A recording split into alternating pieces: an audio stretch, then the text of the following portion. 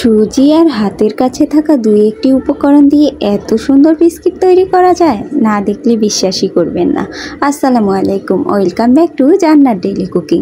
চলে আসলাম আরও একটি নতুন রেসিপি নিয়ে। আজকে সুজি দিয়ে দারুণ একটি বিস্কুট রেসিপি আপনাদের সাথে শেয়ার করছি।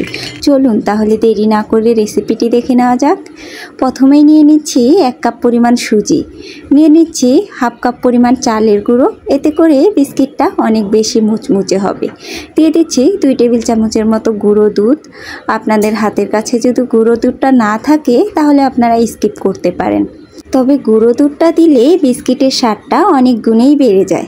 দিয়ে দিচ্ছি পরিমাণ মতো লবণ। এখন দিয়ে দিচ্ছি কিছুটা পরিমাণ ধনিয়া পাতা। আপনারা যদি ধনিয়া পাতা খেতে পছন্দ না করেন সেক্ষেত্রে নাও দিতে পারেন।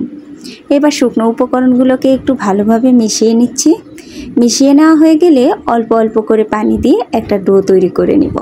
সুজির ডো তৈরি করতে একটু পানি বেশিই লাগে, তো আমি প্রথমে একটু নরম করেই ডোটা মেখে রেখে দিচ্ছি। এটিকে আমি রেস্টে রেখে দিচ্ছি আধা ঘন্টার জন্য। ফিরে এলাম আধা ঘন্টা পরে। তো এখন কিন্তু আমার সুজির ডোটা একেবারেই পারফেক্ট। আর একটু ভালোভাবে মথে নিচ্ছি। মথে নেওয়া হয়ে গেলে একটা রুটি বেলে নিচ্ছি।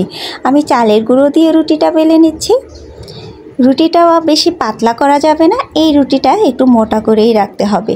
আপনারা হয়তো পুরুত্বটা দেখেই বুঝতে পারছেন এটি কীরকম পুরুত্ব রেখেছি। এবার আমি একটা পিৎজা কাটারের সাহায্যে কেটে নিচ্ছি। আমি বিস্কিটের মতো 4 কোনা সাইজে কেটে নিচ্ছি। আপনারা কিন্তু যে কোনো সাইজেই বিস্কিটগুলোকে তৈরি করে নিতে পারেন। চারপাশে সমানভাবে কেটে নেওয়া হয়ে গেলে আমি একটা কাঁটা চামচ নিয়ে নিয়েছি। এই কাঁটা চামচটার সাহায্যে আমি ডিজাইনটা করে নিচ্ছি। আপনারা অন্য যে কোনোভাবেই ডিজাইনগুলোকে করে নিতে পারেন। আমি একইভাবে পুরোটাতেই কাঁটা চামচ দিয়ে ফুটো ফুটো করে দিয়েছি। এবার পিৎজা কাটার দিয়ে 4 কোনা সাইজে কেটে নিচ্ছি। আপনারা কিন্তু বড় ছোট আপনাদের পছন্দ অনুযায়ী কেটে নিতে পারেন। তো দেখুন আমার সবগুলো তৈরি করে নেওয়া হয়ে গেছে। এবার আমি ভেজে নিতে চলে যাচ্ছি। ভেজে নেওয়ার জন্য তেলটা ভালোভাবে গরম করে নিয়েছি। এখানে আমি সরিষার তেল ব্যবহার করেছি, আপনারা কিন্তু চাইলে সয়াবিন তেলটাও নিতে পারেন। একে একে সবগুলো বিস্কিটই আমি দিয়ে দিচ্ছি। সবগুলো বিস্কিট দেওয়া হয়ে গেলে চুলার আঁচটা মিডিয়ামে রেখে আমি বিস্কিটগুলোকে মুচমুচে করে ভেজে নিচ্ছি। তো আমার আগের ভিডিওতে সাফিন কুকিং ব্লগ থেকে কমেন্ট করেছে যে আপু আমার পাশে থেকো। তো তোমরা সবাই আপুটির পাশে থেকো। আর নাজমুন নাহার শান্তা আপু লিখেছে অসাধারণ। আর সরস্বতী কুকিং থেকে লিখেছে যে খুব সুন্দর হয়েছে পিঠা। তোমরা যারা কমেন্ট করেছো সবাইকে অসংখ্য ধন্যবাদ। আর তোমরা কমেন্টে জানাতে পারো তোমরা কে কোন এলাকা থেকে আমার রেসিপিটি দেখছো। তো আমার বিস্কিটগুলো যখন সুন্দর একটি কালার চলে এসেছে এ পর্যায়ে আমি সবগুলো বিস্কুটকে উঠিয়ে নিয়েছি। এবার এগুলোকে পরিবেশন করে নিচ্ছি।